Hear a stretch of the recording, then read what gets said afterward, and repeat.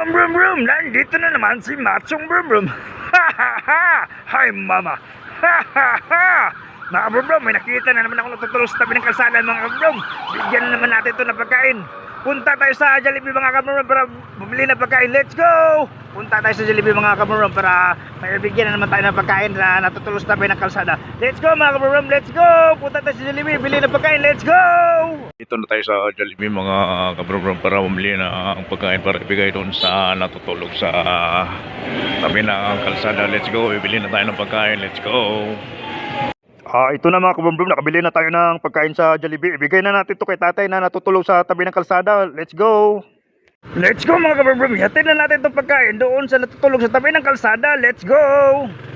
Katulong na naman tayo ngayong gabi mga kabrum doon sa natutulog sa tabi ng kalsada. Kahit kunti, nakabigay tayo ng pagkain sa kanila. Let's go mga kabrum, hatid na natin to. Let's go. Doon sa tayo mga kabrum, lapitan natin para ibigay ang pagkain. Let's go. Bigyan natin itong pagkain mga kabrum. Dito sa kabrum.